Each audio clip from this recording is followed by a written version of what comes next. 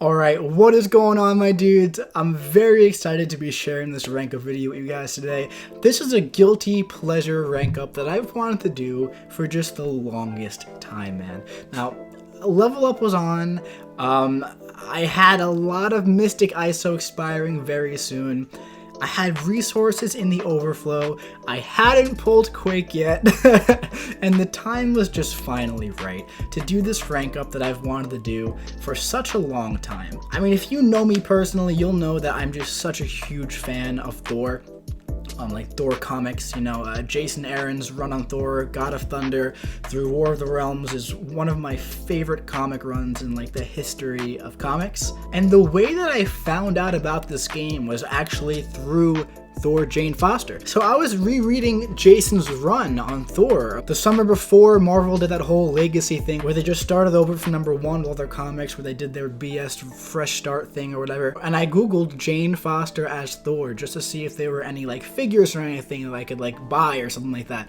And what came up was the PNG of Thor Jane Foster, and it's in Marvel Contest of Champions. And I was like, all right, well, let me look into that. And then I saw it and I downloaded the game, and that's actually how I started playing the game. And I just wanted Thor Jane Foster so bad. You know, I didn't know anything about the game at the time. I didn't know if she was a good champion, and she came around to the 4-star basic arena about a couple months after I started playing.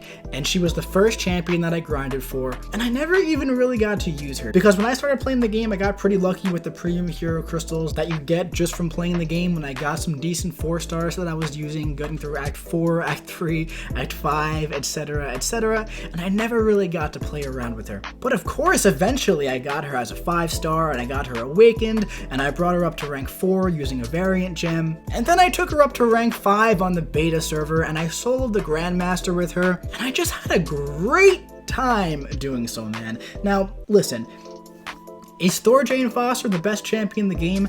Absolutely not. Should you rank up your Jane Foster? Well, if you really want to, you can, but I don't advise you to do that unless you have at least 20 rank 5s and you have materials to burn. Truly, I really don't recommend ranking up this champion, especially if you don't have some of the other great Mystic champions ranked up. But you know what? There's a couple of things in Jane Foster's kit that I really like, and one of them, which I've already talked about, is her signature ability, okay?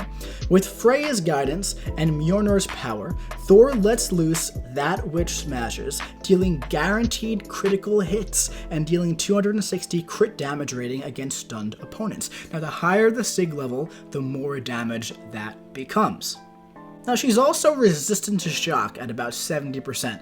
That could like potentially come in handy, although it's like not the most useful thing in the world right now. One thing that actually is very handy though is the mystical influences that grant this champion 1800 increased energy resistance.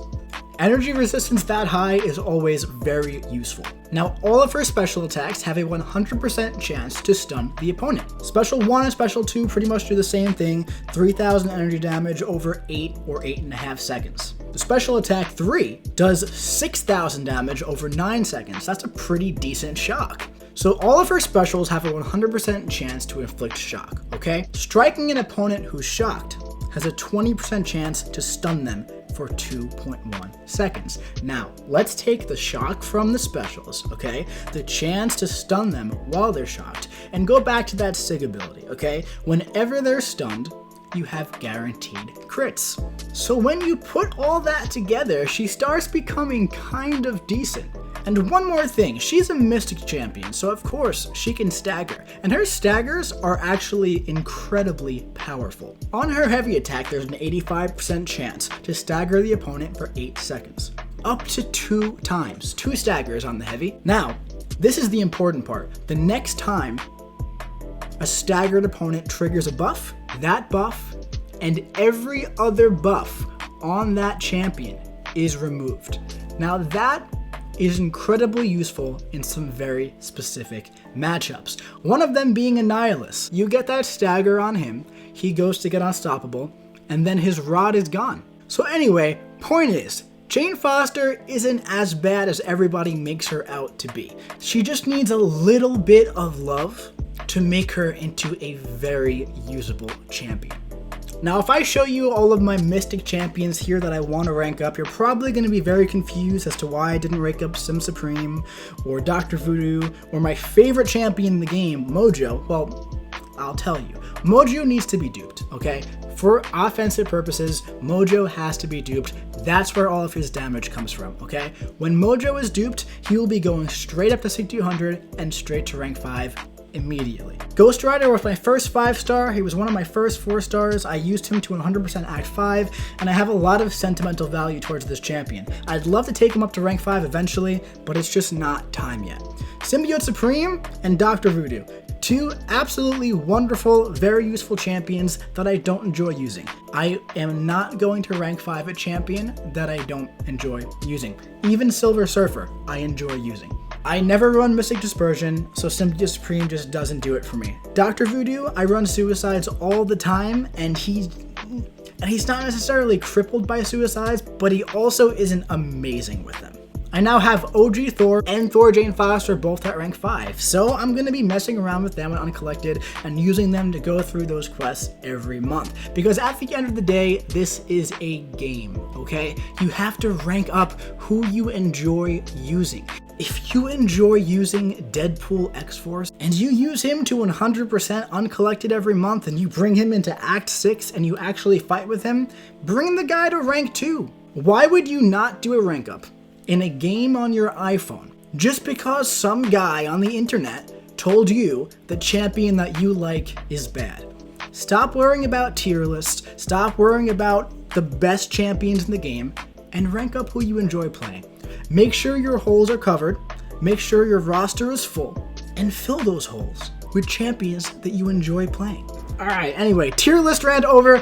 I want to show you what I was talking about with the shocks and the stuns and the stun lock and the crits and everything else, just against one fight with Winter Soldier here, where I'm going to try and keep him stun locked in the corner for the entire fight, starting out with parry, medium, heavy. Right off the bat, that's an 11k combo, and they're all going to be like that because she has guaranteed crits on all attacks while they're stunned. So now she's shocked, okay? Here, we have the special one, and go in. We're going to try and keep him stun locked now. Boom, there's a stun. There's some more stuns, and some more stuns. Let's keep that shock on him. Let's try and keep this going, all right? Bait out the heavy. Boom, he's stunned again. Put a stagger on him. Why not, right?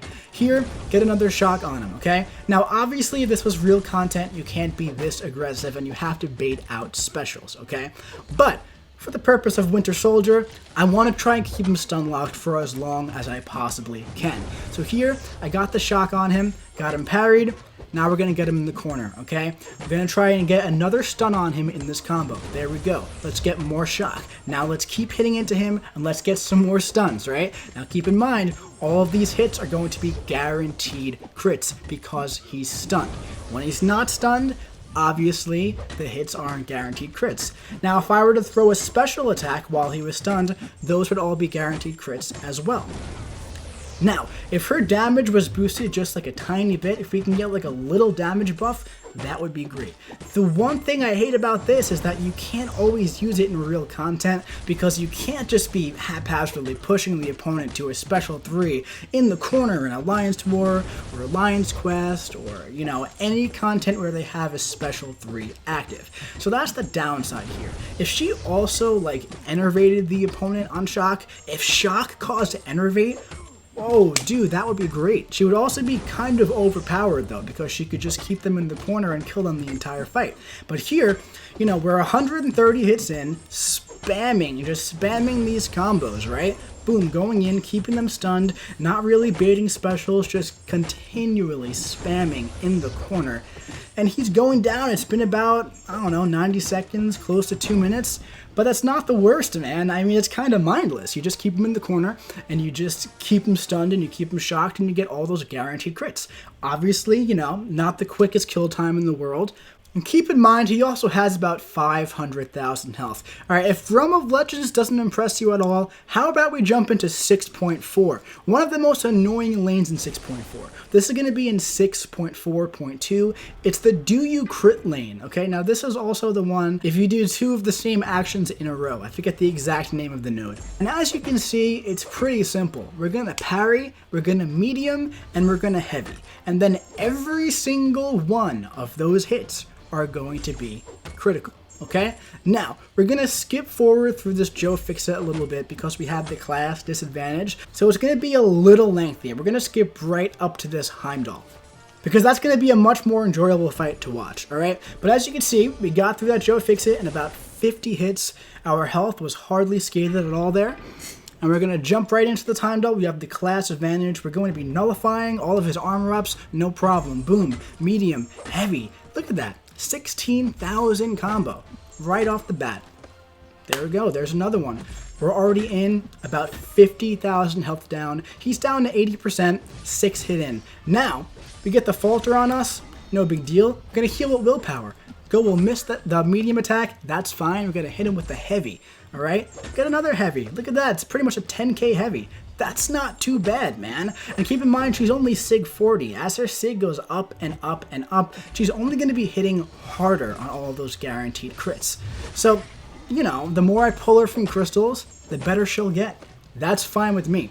Here he's almost down to half health. He's at 58%. We got the falter on us. You know, we're healing from it. It's no big deal. Going for the medium. Going for the heavy. Boom. Look at that, man. Down to half health. 17 hits in. 17 hits. That's nothing. That's nothing. Now, obviously, you're going to want to use Ghost or Corvus for this lane. But I'll tell you what. If you don't have Ghost and Corvus, Jane Foster is a pretty decent option for this lane. Here we got hit by that the end of the special one, but you know what? It's actually a good thing because now we're healing from that armor up buff. So that's actually kind of cool. Here he is down to 33% health, and he's just dropping. He's just dropping, man. It's a mindless fight. You know, we want to bait out that special one. We don't want to have to deal with his special two because that's never a fun time. But there we go. Go in for the medium, get rid of the falter so we can get the medium, the heavy. He's down to 20% health left. Go in, medium, heavy. Down to 17%. He's now in Assassin's range. Quick and easy, man. She's just making real light of this fight. She's making light of this entire lane, honestly. She got through Joe Fix-It just as easy.